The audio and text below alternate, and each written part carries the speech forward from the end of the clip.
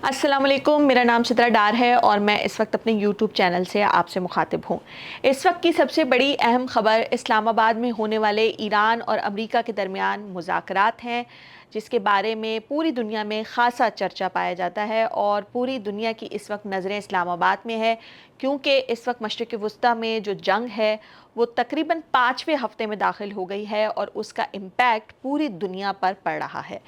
इस इम्पैक्ट को ना सिर्फ सारे ममालिक जो हैं वो फ़ील कर रहे हैं, बल्कि मुआशी तौर पर भी काफ़ी गैर मुस्तहकम होते रहे नज़र आ रहे हैं। इस वक्त आबनाए हरमस में जो शिप्स रुके हुए हैं वो एक सबसे बड़ा मसला है जो पूरी दुनिया को दरपेश है। इसराइल का ये कहना है कि वो लबनान पर हमले जारी रखेगा। ईरान चाहता है कि लबनान पर हमले ना हो तो ही वो मुज़ाकरात में शिरकत करेगा। लेकिन इस वक्त जो अच्छी खबर आ रही है वो ये कि ईरान अब पाकिस्तान में मौजूद है मुज़ाकरात के लिए और अमेरिका के नायब सदर JD वेंस भी अमेरिका से रवाना हो चुके हैं और वो पाकिस्तान किसी भी वक्त पहुंच जाएंगे, ताकि बाकायदा तौर पर कल सुबह मुज़ाकरात का आगाज़ हो, यानी कि 11 अप्रैल को मुज़ाकरात शुरू हो जाएंगे। अब बहुत सी ऐसी बातें भी सामने आ रही हैं कि क्या ये मुज़ाकरात जैसे ही दोनों ममालिक के वफूद शरीक होंगे तो उनको आमने सामने बिठा दिया जाएगा या उनसे बात कर ली जाएगी। तो उससे पहले हमें तारीखी तौर पर इस बात का जायज़ा लेना होगा कि आया अमेरिका और ईरान के आपस में ताल्लुकात किस तरह के हैं कि वो बराह रास्त एक दूसरे को फेस करने को तैयार हैं या नहीं, या फिर पाकिस्तान जो कि इस सारे मामले में मीडिएटर का रोल अदा कर रहा है वो पहले इन दोनों ममालिक से बातचीत करेगा और उसके बाद बैकडोर डिप्लोमेसी जो चल रही थी उसको अब वो मुज़ाकरात की टेबल तक लाया है, वो इन दोनों से बातचीत करने के बाद इनको किसी जगह पर लेकर आएगा। हिस्ट्री का अगर जायज़ा लिया जाए तो अमेरिका और ईरान के दरमियान तकरीबन 45 साल से कोई भी सिफारती ताल्लुक़ नहीं है। इसकी वजह है 1979 में आने वाला वो इनकलाब, जिसके नतीजे में पहलवी हुकूमत ख़त्म हुई थी और उसके बाद ईरान में जो इस्लामी हुकूमत कायम हुई थी, और फिर एक ऐसा वाक़या हुआ जिसके बाद अमेरिका को ईरान के साथ तमाम तर ताल्लुकात ख़त्म करने पड़े। अप्रैल 1980 में तेहरान में अमेरिका के कौंसल खाने पर एक हमला हुआ, जिसमें उस हमले के नतीजे में सिफारत खाने को होस्टेज बनाया गया और उसके बाद से अमेरिका ने यह फ़ैसला कर लिया कि अब वो ईरान के साथ हर किस्म के ताल्लुकात को ख़त्म कर देगा। इसके बाद से दोनों ममालिक में एक दूसरे के ममालिक के ना तो सफारत खाने मौजूद हैं, ना ही सफ़ीर मौजूद हैं, और यही वजह है कि इन दोनों के दरमियान कभी भी बराह रास्त कोई डायलॉग नहीं होता, क्योंकि जो सफ़ीर होते हैं वो इस काम के लिए माहिर समझे जाते हैं कि कभी भी किसी मुल्क के दरमियान को तनाव खिंचाव या कशीदगी हो तो वो उसे डिप्लोमेसी के ज़रिए हल करते हैं। लेकिन यहाँ पर ऐसी सूरत हाल नहीं है। अब ये जानना भी बहुत ज़रूरी है कि जब 45 साल से आपके सिफारती ताल्लुकात मुकम्मल तौर पर मुअत्तल हों तो फिर आप कैसे एक दूसरे से बात करते होंगे, जबकि आपकी आपस में बनती भी नहीं है और अमेरिका को ईरान के ख़ास तौर पर यूरेनियम की अफजूदगी के ऊपर काफ़ी तहफ़्फ़ुज़ात हैं। माजी में कई बार ऐसे डायलॉग्स हुए हैं, मुज़ाकरात हुए हैं, लेकिन कभी ऐसा नहीं हुआ कि अमेरिका जो है वो ईरान की तरफ जाए और ईरान अमेरिका आए और वो मुज़ाकरात हुए हों। इसके लिए बैकडोर डिप्लोमेसी ही चलती रही और मुख्तलिफ ममालिक के दरमियान बैठा कर बातचीत की गई। और एक मुआहदा अगर आपको याद हो तो डोनाल्ड ट्रंप ने भी किया था और वो भी कामयाब नहीं हुआ था। इस जंग से पहले ही ईरान के साथ अमेरिका के मुज़ाकरात चल रहे थे और इम्कान ज़ाहिर किया जा रहा था कि शायद वो मुज़ाकरात नतीजा खेज साबित होंगे, लेकिन उसका कोई आउटकम नहीं आया और अमेरिका ने ईरान पर हमला कर दिया। इसराइल की तरफ से भी हमले जारी होने लगे और ख़ास तौर पर लबनान इसकी लपेट में ज़्यादा इसलिए आया क्योंकि लबनान में जो हिज़्बुल्लाह है वो ईरान की मलेशियन फ़ोर्स है, जिसे ईरान की बहुत सपोर्ट हासिल है और वो इसराइल के लिए दर्द सर है। इसीलिए अभी जो सीज़ फायर वाला वाक़या हुआ कि जब इतने दिन जंग चलती रही और पाकिस्तान ने अपना सिफारती रोल अदा करते हुए इस जंग में 2 हफ्ते की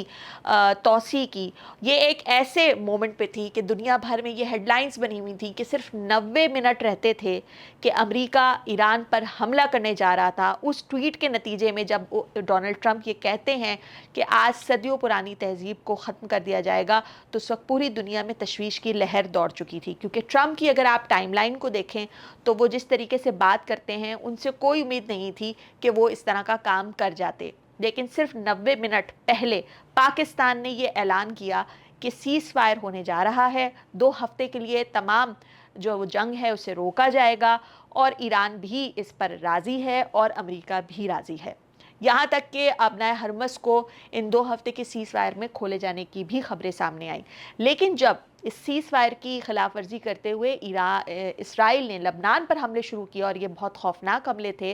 कि जिसके नतीजे में अब तक सैकड़ों लोगों की जानें जा चुकी हैं, तो ईरान खासा डावाडोल नज़र आया और उसने ये कहा कि शायद वो मुज़ाकरात का हिस्सा ना बने अगर लबनान पर हमले ना रोके गए। फिर इसके ऊपर दोबारा से लबनान के तरफ से पाकिस्तान से बात की गई कि वो भी लबनान के लिए कुछ करे। अब डोनाल्ड ट्रंप की हिदायत पर इसराइल को ये कहा गया है कि वो लबनान के सदर के साथ बैठे और इस मसले को हल करे, क्योंकि ये उम्मीद अब बढ़ गई है कि चूँकि अमेरिका का वफूद जो कि नायब सदर जेडी वेंस की सरबराही में आ रहा है और उनके साथ मशरिक़ वस्ती के खुसूसी एलची स्टीव विटकॉफ और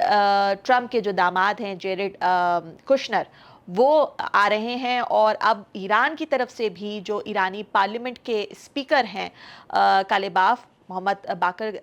कालिबाफ, और इसके अलावा ईरानी वज़ीर ख़ारजा अब्बास अराग़ची, वो अब पाकिस्तान में मौजूद होंगे। तो फिर ये उम्मीद ज़ाहिर की जा रही है कि जो इतना बड़ा मामला है जिसमें बराह रास्त कभी भी दोनों ममालिक आमने सामने नहीं बैठे, अब ये कोशिशें शायद बारावर हो जाएं और दुनिया की निगाहें हैं कि शायद इस जंग को रुकने में मदद मिल जाए। अब बात करते हैं कि पाकिस्तान इस सारे मामले की जो स्पॉटलाइट है उसके पास क्यों है। बहुत सारे लोग इस पर बात कर रहे हैं कि पाकिस्तान फैसिलिटेटर का काम कर रहा है। इसमें फ़र्क जानना बहुत ज़रूरी है कि पाकिस्तान फैसिलिटेटर नहीं, पाकिस्तान मीडिएटर है। वो ना सिर्फ इस मुज़ाकरात का होस्ट है, बल्कि वो ये चाहता है कि किसी भी तरीके से ख़त्ते में ये जारी जंग रुक जाए।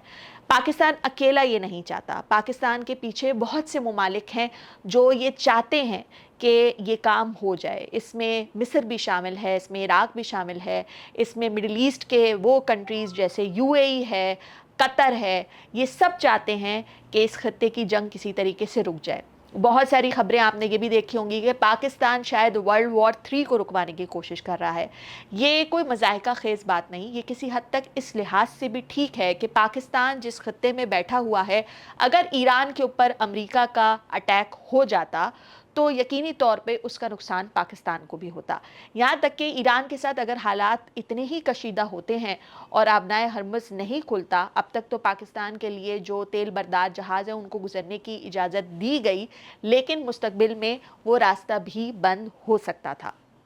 ये एक मसला नहीं, आपके जो पड़ोस में जो ममालिक हैं वो भी आपके लिए काफ़ी ज़्यादा मुश्किल खड़ी कर सकते हैं, लेकिन ये उनके भी फेवर में नहीं जाता कि ख़त्ते में जंग जारी रहे, क्योंकि भारत भी इस वक्त मुआशी तौर पर काफ़ी गैर मुस्तहकम दिखाई दे रहा है, क्योंकि उसको भी एलपीजी की और फ्यूल की ज़रूरत है और उसके मुल्क में इसकी किल्लत चल रही है। पाकिस्तान में पेट्रोलियम की प्राइसेस बढ़ने की जो सबसे बड़ी वजह है वो यही है कि आलमी दुनिया में इस वक्त तेल की कीमतें बढ़ी हैं और वो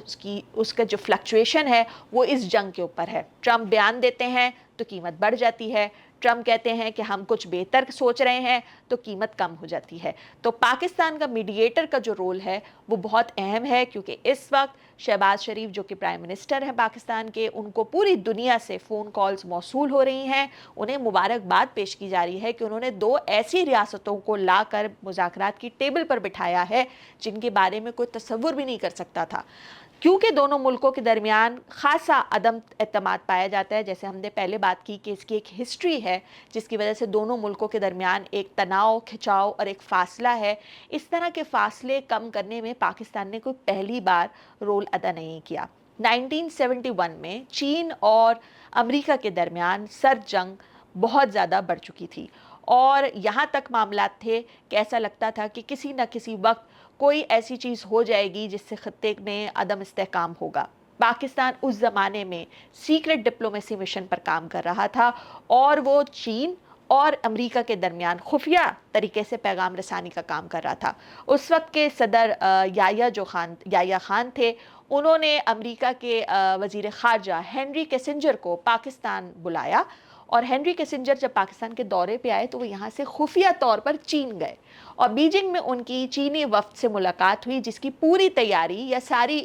چیزیں پاکستان نے پہلے سے ارینج کر رکھی تھیں۔ اس میٹنگ کے بعد دونوں ممالک کے درمیان جو غلط فہمیاں تھیں اور جو تعلقات خراب تھے اس میں کسی حد تک کمی بیشی ہوئی، اور 1972 میں نکسن نے، جو اس وقت امریکہ کے صدر تھے، انہوں نے بیجنگ کا دورہ کیا، جو کہ تاریخی دورہ کہلاتا ہے، اور جس کے بعد سے دونوں کے درمیان جو ایک کولڈ وار تھی وہ کم ہو گئی۔ یہ ایک ایگزامپل ہے۔ اس کے علاوہ جب سوویت یونین افغانستان میں جنگ لڑ رہا تھا تو جنیوا ایکارڈ کے تحت پاکستان نے ایک بہت اہم کردار ادا کیا تھا۔ اس زمانے میں بھی پاکستان میں ڈکٹیٹرشپ تھی اور جنرل ضیاء الحق کا دور تھا، اور سوویت یونین کسی بھی طریقے سے اس جنگ سے نکلنا چاہتا تھا۔ جنیوا ایکارڈ میں امریکہ بھی موجود تھا، لیکن پاکستان گارنٹر کے طور پر اور میڈییٹر کے طور پر اس معاہدے کا ایک ضامن بھی تھا اور سفیر کی حیثیت سے کام کر رہا تھا، اور اس نے سوویت یونین کو باحفاظت اور بہتر طریقے سے افغانستان سے انخلا میں مدد دی۔ اس کے علاوہ بھی پاکستان بہت سارے معاملات میں، چاہے 2020 میں طالبان کے ساتھ معاہدے ہوں، قطر میں بیٹھ کر بات چیت ہو، کیونکہ اس وقت امریکہ کو انخلا چاہیے تھا لیکن اس میں 2 سال درکار تھے۔ 2022 میں جب امریکی فوج نکل رہی تھی تو اس سے پہلے طالبان کے ساتھ بہت سارے معاہدے دوحہ میں ہوئے تھے، جس میں بھی پاکستان نے اہم کردار ادا کیا تھا۔ تو پاکستان کے بارے میں اب جس طرح سے انڈین میڈیا میں بات کی جا رہی ہے کہ وہ ایک فیسیلیٹیٹر کا رول ادا کر رہا ہے، وہ میڈییٹر نہیں ہے، تو ان کو تاریخ کے یہ کچھ واقعات یاد کرنے پڑیں گے کہ پاکستان نے میڈییٹر کا رول کیسے ادا کیا ہے۔ اب بات کرتے ہیں کہ اسلام آباد میں اس وقت کیا ہونے جا رہا ہے۔ اسلام آباد میں ویسے تو ساری تیاریاں مکمل ہیں کہ سیفٹی سیکیورٹی کے بارے میں جو اس وقت خبریں ہیں وہ ہر جگہ پر عام ہیں کہ جی اسلام آباد اور راولپنڈی میں 2 دن کی تعطیل ہے، سیکیورٹی ریڈ زون میں ہائی الرٹ ہے، بلکہ پورے شہر میں ہائی الرٹ ہے، کیونکہ اس وقت یہ امکان ظاہر کیا جا رہا ہے کہ آنے والے چند گھنٹوں میں فلائی زون کو بھی بند کیا جائے گا، کیونکہ مہمانوں کی آمد متوقع ہے۔ کچھ خبریں یہ ہیں کہ ایرانی وفد پہنچ چکا ہے، کچھ کہہ رہے ہیں کہ وہ پہنچنے والا ہے، لیکن امریکی صدر کی طرف سے یہ جو نائب صدر آ رہے ہیں جے ڈی وینس، ان کی ویڈیو جاری ہو گئی ہے جس میں انہوں نے پاکستان آنے سے پہلے میڈیا سے بات چیت کی ہے، اور انہوں نے اپنی بات کو پھر سے دہرایا ہے کہ ایران کے ساتھ 2 اہم ترین معاملات پر بات ہونا بہت ضروری ہے، ایک آبنائے ہرمز کو کھولنے کی اور دوسرا کہ یورینیم کی افزودگی ختم کی جائے۔ ایران بھی بہت ساری کڑی شرائط کے ساتھ اس مذاکرات میں بیٹھ رہا ہے۔ اس میں سب سے ایک اہم جو بات ہے وہ یہ کہ وہ چاہتا ہے کہ آبنائے ہرمز پر کنٹرول اس کا ہو، لیکن وہ یہ بھی چاہتا ہے کہ لبنان میں جو جاری جنگ ہے اسے بند کیا جائے۔ یورینیم کی افزودگی کے حوالے سے ایران سے مختلف طرح کی باتیں آتی ہیں، لیکن اب یہ دیکھنا بہت اہم ہے کہ 2 ایسی ریاستیں جو ایک سپر پاور ہے اور دوسری ایک سپر پاور کے ساتھ جنگ لڑنے میں مصروف ہے، اور اس کی جنگ کے طریقہ کار بھی بہت مختلف ہے کہ اس کے پاس اس طرح کی طاقت نہیں ہے، اس کے پاس اس طرح کا وسائل نہیں ہیں، اس کے اوپر بہت ساری پابندیاں ہیں، اس کی سفارتی رابطے بھی کمزور ہیں امریکہ کے ساتھ، لیکن وہ پھر بھی جنگ میں کودا ہوا ہے کیونکہ اس کے پاس پیچھے مڑنے کا راستہ نہیں ہے۔ وہ کیسے مذاکرات پر اپنی بات منوائے گا یا اس سے بات منوائی جائے گی اور خطے میں امن ہو جائے گا، اس بارے میں پوری دنیا کی نگاہیں لگی ہوئی ہیں کہ اسلام آباد میں جو ہونے جا رہا ہے وہ کتنے دن تک جاری رہے گا۔ یہ بھی کہا جا رہا ہے جو مختلف تجزیہ کار اور مبصر ہیں کہ یہ ایک دن کی مذاکرات نہیں ہوں گے، اس کے اوپر بار بار گفت و شنید ہو سکتی ہے، بار بار ٹف ڈیسیژن لیے جائیں گے، بار بار اس پر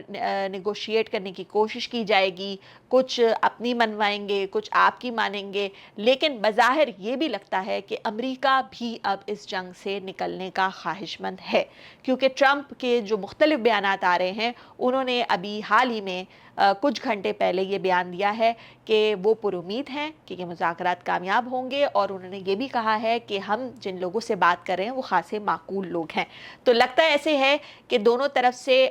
کچھ نرمی برتی جانے کا امکان ہے۔ دنیا اس وقت یہ دیکھنا چاہتی ہے کہ یہ جنگ کہاں جا کے رکے گی، کس طریقے سے پاکستان جس نے سفارتی طور پر اتنی کوششیں کر کے ان دونوں ممالک کو بٹھایا ہے، ان کو ایک دوسرے کے ساتھ جنگ بندی پر آمادہ کیا ہے، وہ اس اگر فیصلے پر کامیاب ہو جاتے ہیں تو پھر دنیا میں خاصا امن آنے کا امکان ہے، لیکن جو ڈیمیجز ہو چکے ہیں ان کو بھی شاید پر کرنے میں بہت سال درکار ہوں گے۔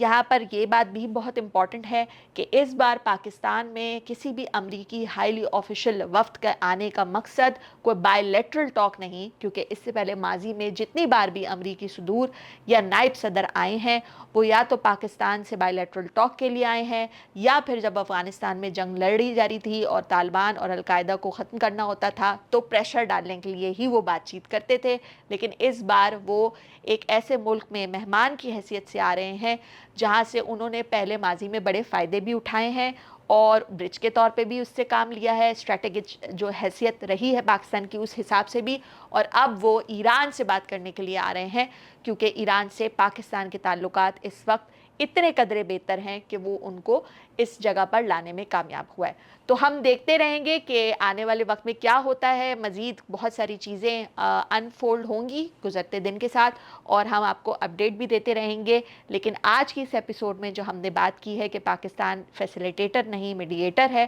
اور اس نے ماضی میں کیسے کیسے مشکل حالات میں اپنا رول ادا کیا ہے، وہ ایک قابل ستائش بات ہے جسے شاید وہ لوگ نہ جانتے ہوں جو آج کی نئی نسل ہے، اور وہ نہیں جانتی ہوگی کہ پاکستان جو یہ کرنے جا رہا ہے یہ پہلی بار نہیں ہے، اس سے پہلے بھی پاکستان نے کیا ہے، لیکن ہاں ایز اے ہوسٹ پاکستان اپنے شہر میں یعنی کہ اسلام آباد کے اندر پہلی دفعہ دو ملکوں کو بٹھا کر بات چیت کر رہا ہے، تو یہ ایک نئی تاریخ رقم ہونے جا رہی ہے۔